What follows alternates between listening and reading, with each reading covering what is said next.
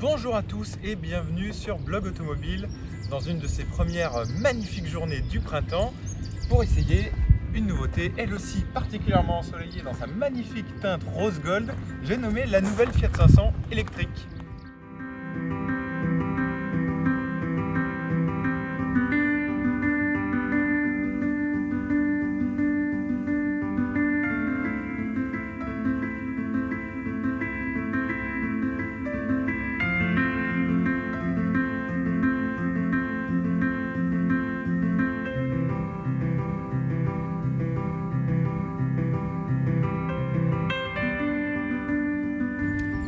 La nouvelle Fiat 500, c'est une troisième génération et surtout une révolution puisqu'elle passe au 100% électrique. Et oui, elle continuera de cohabiter avec la génération précédente, uniquement disponible maintenant en version 3 cylindres micro-hybride, donc MHEV à 70 chevaux. Et donc cette version, qui sera la nouvelle Fiat 500, la nouvelle carrosserie, uniquement en 100% électrique, disponible en 2 niveaux de puissance et de capacité de batterie. Donc, niveau style, on a quelque chose d'assez nouveau dans la continuité de l'ancienne génération, avec toujours ces doubles feux qui font vraiment la marque de la Fiat 500, la signature identitaire, avec une belle signature LED qu'on retrouve ici sur le bloc principal et également sur le bloc en dessous. Ça fait un peu penser à Alpine quand on a les deux qui sont allumés. Et surtout, on a un gabarit déjà assez différent de l'ancienne version puisqu'elle gagne 6 cm en longueur mais aussi 6 cm en largeur. Et c'est énorme, ça donne vraiment beaucoup plus de présence à la voiture qui passe encore un cap vers le premium. Les clients ont toujours cette image de la Fiat 500 comme une petite voiture premium, un peu comme la Mini. Et cette nouvelle génération, elle continue sur ce chemin et aussi au niveau des prix parce qu'elle est disponible à partir de 24 500 €. Après bonus déduit, 7 000 €, à 17 000, ça commence à être intéressant. Et on va faire un premier focus sur le style de cette nouvelle 500 qui reste dans la lignée de la génération précédente. On retrouve les doubles optiques de part et d'autre à l'avant qui font vraiment le signe de marque de la Fiat 500. Et on a aussi, vous l'aurez noté, la disparition du logo Fiat à l'avant au profit du logo 500, véritable marque identitaire et qui veut un peu se séparer de la gamme Fiat normale pour un peu se positionner comme une voiture haut de gamme. Déjà la teinte rose gold y participe particulièrement. Ça fait penser un peu à la teinte qu'avait dévoilée Apple sur son iPhone il y a quelques années déjà. Et voilà, au niveau du gabarit, on voit que la voiture est plus grande qu'avant, 6 cm en longueur, 6 cm en largeur également. Regardez, la voiture est plus grande. Elle a toujours son petit gabarit mignon, ses petites rondeurs qui lui donnent une impression de petite voiture, mais elle commence à être assez imposante.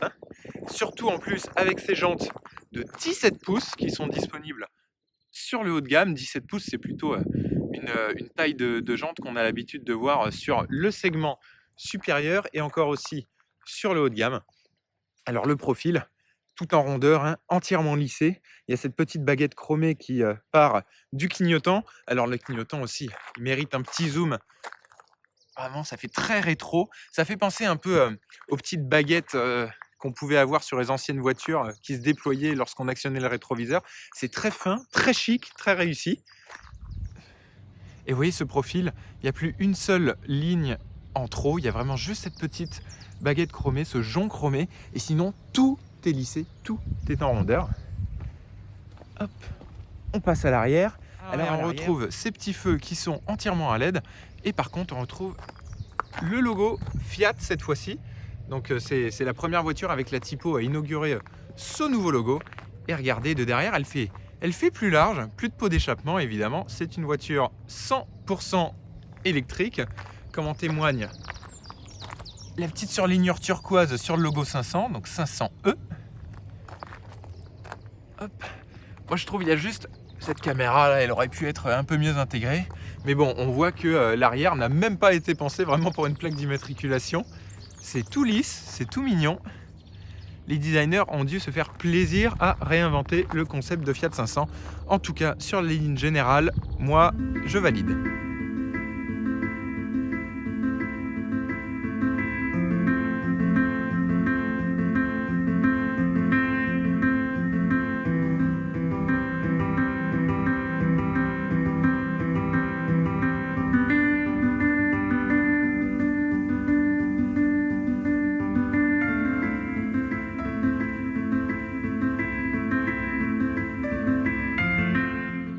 Alors ici, évidemment, on a la version cabriolet, comme vous l'aurez remarqué, avec le petit toit en toile, ce qui fait que c'est le plus petit cabriolet 4 places au monde.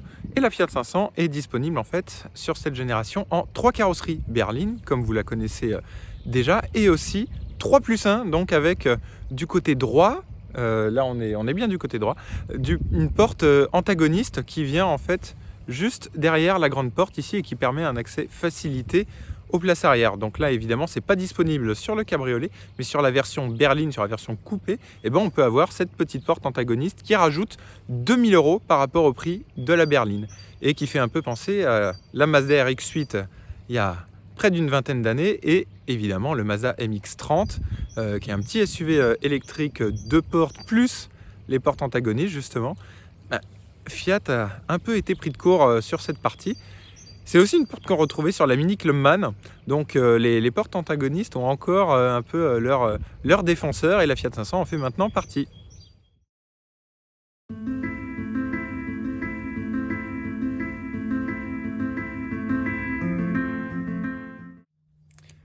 À l'intérieur, eh ben, électrique oblige, c'est une petite révolution. Déjà, on n'a plus de levier de vitesse, on se retrouve avec forcément une boîte automatique avec les changements de mode via des boutons. Donc ça laisse pas mal de place ici et ça fait un habitacle plutôt épuré avec évidemment ce qui était caractéristique de la génération précédente, ce petit plaquage couleur assorti à la couleur extérieure. Donc c'est assez sympa, ça fait assez moderne. Regardez cet écran, c'est aussi une petite révolution tant au niveau de la définition que de la réactivité et aussi de l'intégration. C'est assez joli, il y a beaucoup moins de boutons qu'avant, ça fait beaucoup moins cheap. On avait avant cette grosse console centrale avec plein de petits boutons, c'était vraiment pas terrible. Là, on a juste le contrôle de climatisation et ensuite tout se passe au niveau de l'écran. Le volant aussi, entièrement nouveau, évidemment avec le changement de logo. C'est plus un 3 branches, c'est un 2 branches avec une jante plutôt assez fine, donc il est agréable à prendre en main. C'est assez sympa. On se retrouve avec une direction évidemment très légère comme sur la Fiat 500 d'avant et un combiné d'instruments ici, un tableau de bord entièrement numérique avec à gauche le niveau de la batterie et puis ensuite regardez, si je démarre via le bouton à droite du volant, paf, la petite musique d'accueil sympathique et les différents modes que je peux faire défiler. Hop, pression des pneus, il y a absolument tout. Le petit rappel d'Apple CarPlay qui évidemment est disponible sans fil avec un petit chargeur à induction avec une silhouette de ville ici. Alors je ne sais pas si c'est Turin, mais la logique voudrait que la Fiat 500 étant originaire de là-bas, ça doit être la silhouette de Turin. Le rappel de la navigation, regardez comme c'est bien fait. Hop, les petites alertes et puis on a évidemment le mode principal qui est assez joli avec la vitesse en son centre. On a toujours l'autonomie à gauche. Vous voyez, je suis à 70%, 77% de batterie.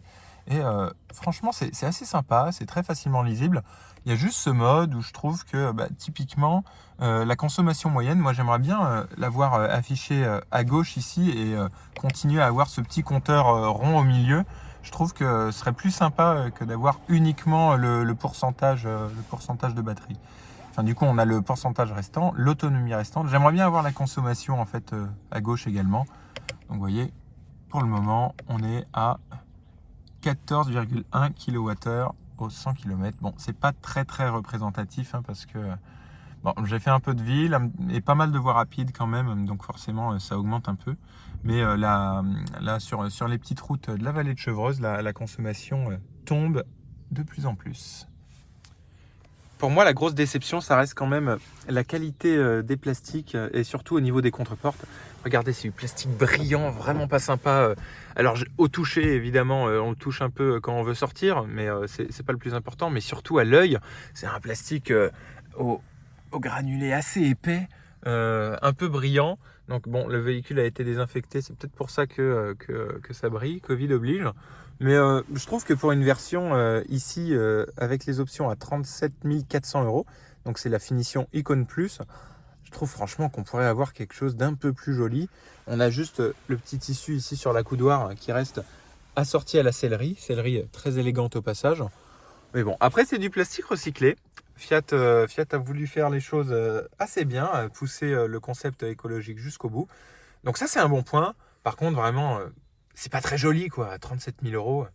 Évidemment vous gagnez 7 000 euros sur le bonus, mais ça reste assez cher.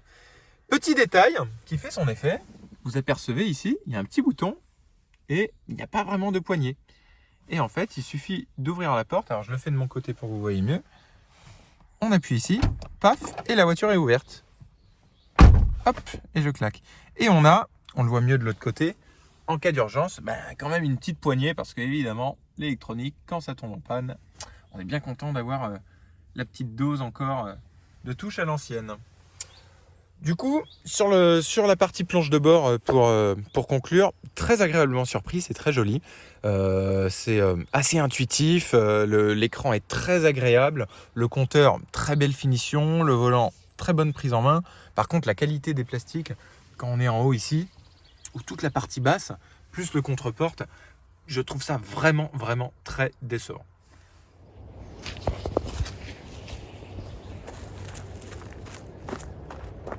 Parlons un peu motorisation et batterie. La nouvelle Fiat 500i, est disponible en deux niveaux de batterie, 23,8 kWh et 42 kWh. La première autorise une charge rapide à 50 kW et la deuxième à 85 kW. Et la deuxième, ça permet justement de récupérer 50 km d'autonomie en 5 minutes, ce qui correspond à un petit trajet et ce qui permet, lors par exemple d'une petite pause sur autoroute ou à une station, de récupérer franchement pas mal de batterie s'il nous manquait un petit peu pour arriver à la maison. Donc la première batterie est associée à un moteur électrique de 95 chevaux, tandis que la deuxième est associée à un moteur électrique de 118 chevaux. Le 0 à 100 est effectué en respectivement 9 secondes, 5 ou 9 secondes et permet à la première d'atteindre les 135 km/h ou à la deuxième d'atteindre les 150 km/h. Mais tout ça, c'est pas très pertinent pour parler de la nouvelle Fiat 500i parce qu'elle aura un usage principalement citadin. Le premier niveau de batterie disponible sur le premier niveau de finition autorise une autonomie de 190 km seulement cycle WLTP.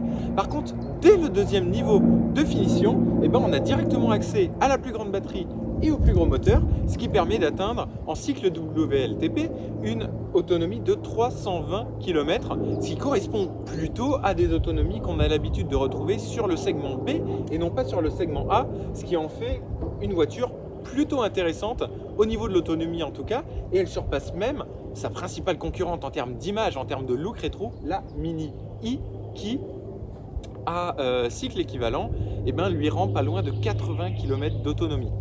Donc évidemment, 320 km, il faudra être tout doux sur la pédale, on arrivera plutôt aux alentours de 260-270 comme je le fais aujourd'hui, sans particulièrement faire attention à l'autonomie ou au type d'accélération, ce qui est vraiment plutôt pas mal pour ce genre de voiture.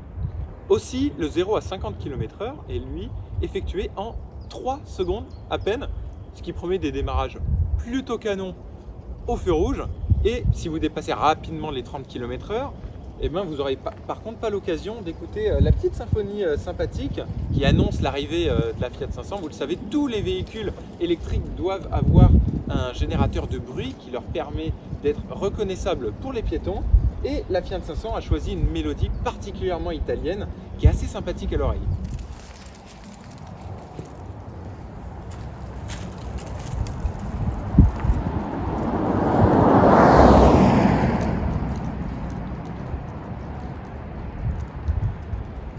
Sur la route, c'est aussi une petite révolution parce que ceux qui ont conduit la Fiat 500 de génération 2007 parmi vous se souviennent d'une tenue de route, une tenue de cap pas particulièrement agréable au-delà des 100 km/h sur voie rapide donc, et une tenue de route sur le mouillé ou sur petit parcours qui mettait pas forcément beaucoup en confiance.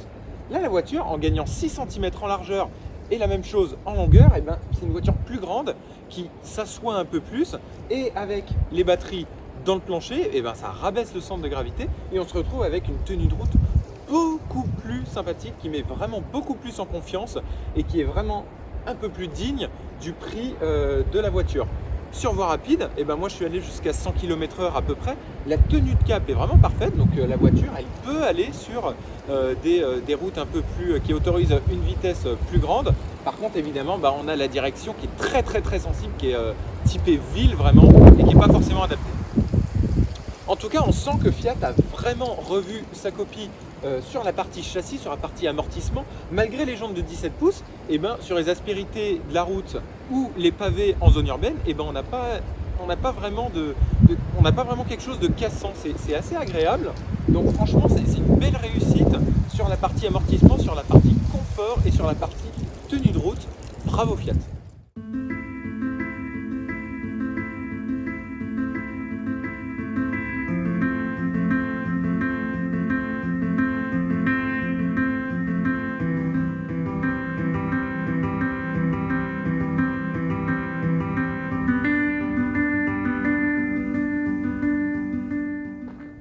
Cinq niveaux de finition: Action, Passion, Icône, Icône Plus et la série de lancement Prima. Ici, on est vraiment sur le haut de gamme, donc c'est-à-dire sur une version Icône Plus, disponible à partir de 31 500 € et 34 500 € ici avec la capote, donc c'est-à-dire la version cabriolet. Avec les petites options, sur celle-ci, on se retrouve à 37 900 €, sachant qu'elle est éligible à un bonus de 7 000 €. Ça fait beaucoup de chiffres, j'espère que vous avez pris des notes, mais du coup on se retrouve sur cette version exactement hors remise à 30 900 €.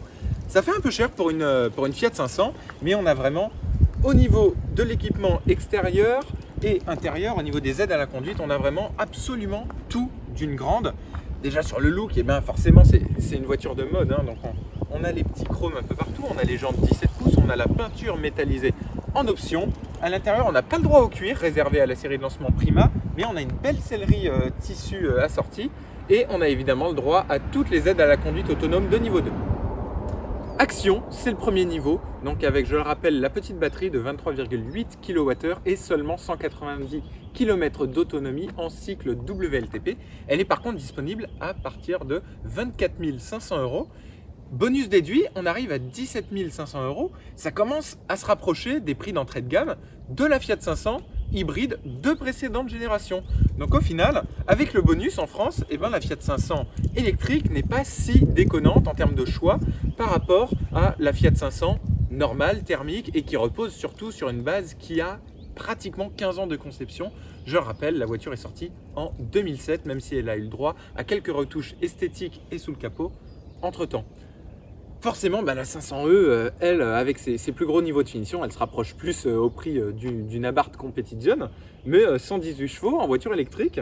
Franchement, avec la tenue de route qui est assez sympathique, j'aimerais bien que Fiat l'énerve un peu et la passe sous le logo Abarth pour voir ce que ça pourrait donner. Une petite voiture comme ça électrique avec des chevaux, ça peut être franchement très sympathique à mener. Reste que le blason Abarth, il est né de la fabrication d'échappements dans les années 60. Donc forcément, à poser le blason d'un fabricant d'échappement sur une voiture électrique, je comprends que chez Fiat, ça puisse tiquer et aussi parmi la clientèle. On en a fini pour l'essai de cette Fiat 500. Vous pouvez retrouver plus de détails si vous trouvez l'essai vidéo pas assez complet sur le blog où on vous met vraiment la fiche technique, les tarifs et tous les éléments qu'on avait à disposition pour cet essai. On se retrouve très vite pour de prochains essais. À bientôt.